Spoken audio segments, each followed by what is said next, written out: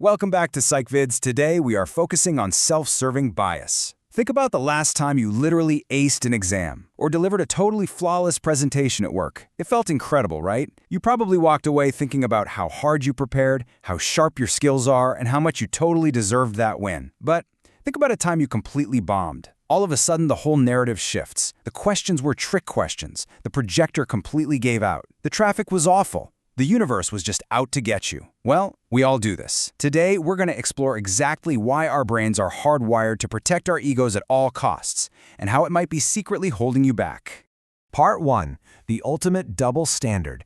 Let's dive right into how we justify our everyday experiences, starting with something as universal as driving. Picture this. You're driving to work and you hit every single green light on the avenue. What goes through your mind? You feel like a total champion. You're probably thinking, man, I have fantastic timing. I know exactly what speed to coast at. I am a superior driver. But on the way home, you hit every single red light. Is it because you timed your departure poorly? No way. You sit there fuming, absolutely convinced that the city planners have completely broken the traffic infrastructure. When things go right, it's our pure brilliance. But when things go wrong, we blame the system. It's a seamless, almost invisible double standard. Section 2. Defining self-serving bias. To understand why our brains pull this trick, we need to look at the foundational science, specifically Fritz Heider's classic attribution theory. So the absolutely crucial point here is that this bias is a powerful mental shortcut. Fritz Heider's work laid the groundwork for this, exploring exactly how we explain human behavior. Essentially, self-serving bias is a mental filtering system. It whispers in our ear that our wins are strictly earned by our own internal greatness, our skill, our talent, our character. While our losses, well, those are someone else's fault, driven entirely by external, uncontrollable circumstances. This bias works a lot like a two-way shield for your ego. On one side, we've got the self-enhancing bias. This is the ultimate ego boost. When the outcome is positive, we inflate our own role in making it happen, completely minimizing any luck or help we might have gotten along the way. Then on the flip side, we have the self-protecting bias. Think of this as your deflector shield. When the outcome is negative, we immediately scan our environment for a scapegoat to protect our self-esteem from the sting of failure. Let's see how this plays out across different areas of our lives, from the classroom all the way to the boardroom. In academics, a student gets an A and says, "I studied so hard, I'm brilliant." But they get a D, and suddenly, that professor writes completely unfair trick questions. Or think about sports. If your team wins, it's because of your superior training. If you lose, the referee was completely blind. And at work, hitting a sales quota is undeniable proof of your charisma. But missing that exact same quota means the market is just in a terrible downturn. It's the exact same pattern, no matter the situation. Section 3. Why our brains do this. Now, you might be wondering why we do this so consistently. You might even feel a little guilty recognizing these patterns in yourself right now. Well, it turns out it's an evolutionary mechanism, not just a character flaw. Our brain actually uses this primarily to defend our ego. Maintaining a positive self-image acts as a psychological buffer. It keeps us from falling into a depressive spiral every single time we face a setback, which keeps us motivated. Second, it provides cognitive efficiency. Let's face it, the human brain prefers a simple story over a complex truth. Believing I am super capable, but the world is sometimes unfair takes a lot less mental energy than deeply analyzing every single failure. And finally, this bias is heavily reinforced by our culture, especially in individualist Western societies where self-promotion and sky-high confidence are really rewarded.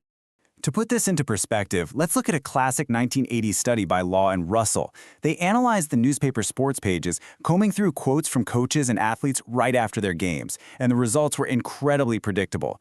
The winning coaches almost exclusively credited their own brilliant strategies, their players' hard work, and their superior training. But the losing coaches, they blamed the weather, bad luck, injuries, or terrible officiating. It's documented, real-world proof of this bias operating in high-stakes public environments. But let's hit pause for a second and ask, what happens if this bias flips? Because not everyone experiences it the exact same way. Interestingly, research shows that people experiencing depressive symptoms or very low self-esteem often exhibit a totally reversed pattern. Instead of a self-serving bias, they use a self-deprecating one. They undercredit their successes, chalking them up to blind luck or an easy task, and they overblame themselves for their failures, internalizing every single negative outcome as proof of their incompetence. It really highlights just how vital a moderate amount of self-serving bias actually is for our baseline mental resilience. Section 4. The hidden costs. While a little ego protection is completely normal and even healthy, letting this bias run wild carries severe, hidden costs. This bias takes a massive toll on teams and leadership. Think about it. If your failures are always categorized as not my fault, there's absolutely zero incentive to change your behavior. That completely blocks your ability to learn. It also damages relationships because partners and coworkers get really tired of always being the scapegoat. And in the workplace, when managers habitually take the credit for a team's wins but deflect the blame for the losses, psychological safety just vanishes. It creates a toxic blame culture where no one takes risks and strategic decision-making becomes dangerously distorted by the leader's overconfidence. This brings us to the ultimate paradox of the self-serving bias. On one hand, a high degree of this bias heavily correlates with high personal confidence. But on the other hand, there's a huge trap. It completely halts your personal growth. Why? Because you never learn from your mistakes. If you externalize every failure, telling yourself there's absolutely nothing you could have done differently, you're choosing stagnation over growth. You simply cannot course correct if you refuse to admit you steered the ship off course in the first place. So take a second to really think about this question. Seriously, pause and reflect. Think of a recent project that failed, a bad argument you had with a partner, or a goal you missed. What part of that was actually your fault? Breaking the illusion and facing that discomfort is the absolute first step to meaningful growth. Section 5. Practicing radical accountability. This brings us to our final section, how we can actually implement some cognitive hygiene and fix this mental blind spot. By following a few specific steps, you can force some much-needed reality checks. First, build a balanced attribution habit. After any event, force yourself to name one internal and one external factor. Something like, I prepared well, but I also got super lucky with the timing. Second, reframe failure as pure information. Treat your setbacks as data-gathering experiments rather than attacks on your ego. Ask yourself, what does this reveal about my process? And third, use perspective taking.